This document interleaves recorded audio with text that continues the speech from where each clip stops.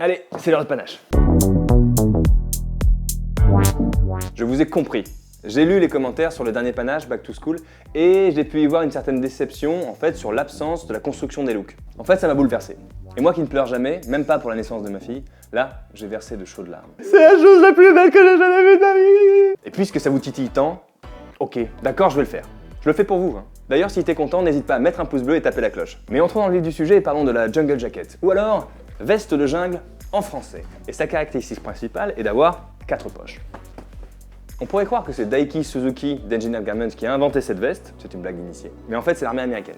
Et tu mets une demi-heure pour trouver ton portable. Mais dans le fond, comme dirait Rocco Siffredi, cela ne doit pas vous freiner qu'elle ait 4 poches. En fait, c'est une veste décontractée. Un blouson en plus léger. C'est même pas un blouson. En fait, c'est une surchemise. C'est une surchemise de jungle. Alors partons à l'aventure de votre style. Go. Je suis colère. J'ai oublié mon pantalon. Enfin, le pantalon que je voulais mettre là, c'est un pantalon en velours. Vous avez déjà vu ce pantalon là dans les panaches précédents. Et je l'ai oublié à cause de ma fille. Je vous explique, ce look particulier vient d'une double envie. Celle d'abord de porter du velours, bien sûr. L'autre envie, c'est de porter une jungle avec une chemise et une cravate, combo. Attention à ne pas prendre des vêtements trop habillés, trop lisses. Par exemple, pas de soie lisse pour la cravate, pas non plus de popeline pour la chemise. Vous voyez que là, j'ai pris une chemise avec de la texture, un motif même, et puis pareil pour la cravate bien sûr, avec pas mal de personnalité. Et figurez-vous que mon pantalon en velours noisette, enfin marron foncé, allait extrêmement bien dans cette tenue. Croyez-moi s'il vous plaît. J'ai pris un jean du coup pour faire le truc, mais c'était le marron foncé qui allait très bien avec ce pull, et qui allait très bien avec cette cravate, et puis ça liait le tout avec les Converse qui étaient écrus. Franchement c'était beau, c'était du grand art quoi. Je suis hyper déçu. Et que vous dire, s'il fait un petit peu froid, vous mettez un cardigan. S'il fait pas trop froid, mettez pas de manches, c'est l'astuce du chef. Et en même temps, s'il y a du soleil, une casquette. Et voilà, de tout à jouer. Ça va, vous êtes content? Eh ben moi, oui.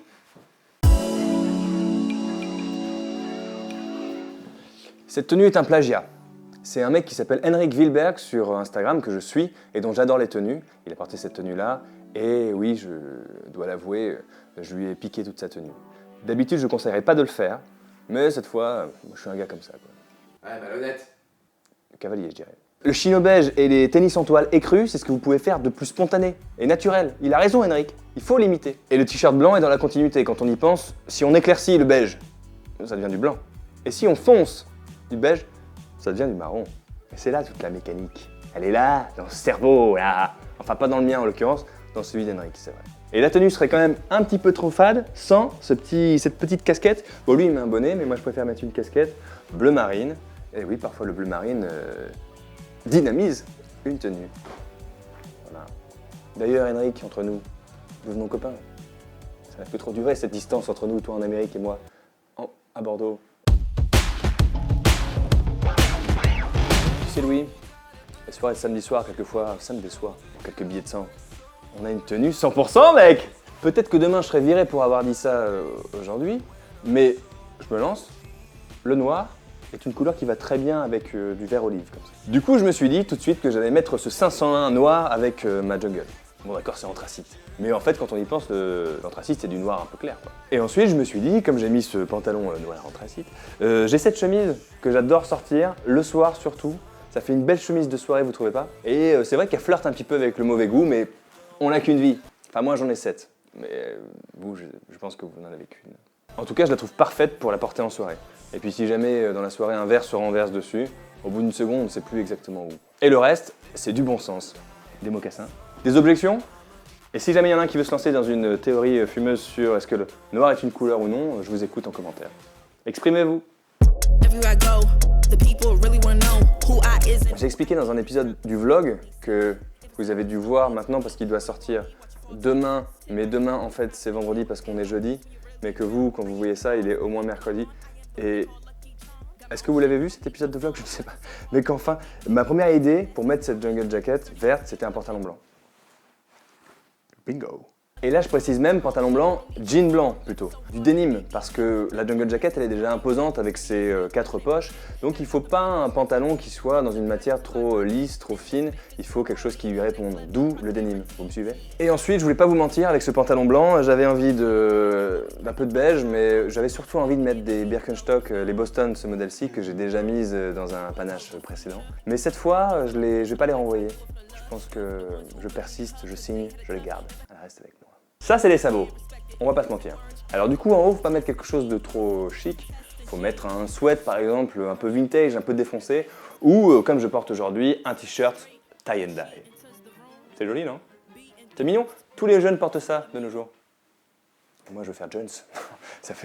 J'en ai marre de faire le vieux con. En plus, je suis pas si vieux que ça. À partir de là, si vous voulez donner une petite touche finale, et bien comme d'habitude, l'accessoirisation. Moi je fais avec ce que j'ai, hein. Donc cette montre par exemple, le bracelet noir, les lunettes noires aussi pour faire un petit rappel.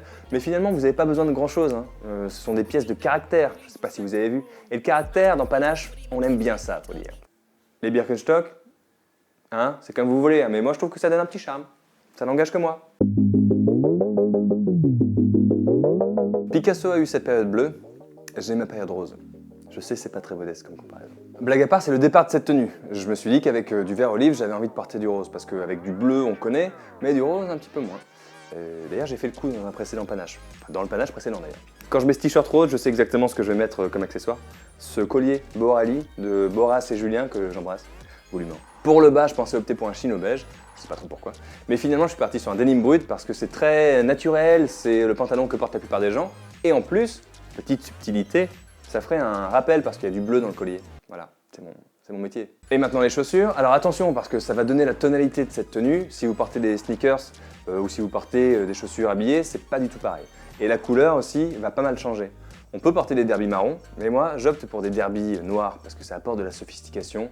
Je sais pas, ça emmène la tenue un peu ailleurs, là où je veux l'emmener en fait. Voilà. Alors la question c'est où est-ce que voulez-vous que votre tenue aille? Et si jamais le matin en partant il fait un petit peu plus frisqué que prévu, bah vous prenez le petit liner comme ça et vous le mettez dessus un peu à la cool et pendant la journée vous l'enlevez si jamais il fait trop chaud. Voilà. C'est pas parce que c'est une surchemise qu'on peut rien mettre par-dessus et paf. 1, 2, 3, 4, 5 looks, choisis ton préféré, dis-moi. Bon bah moi je vais y aller.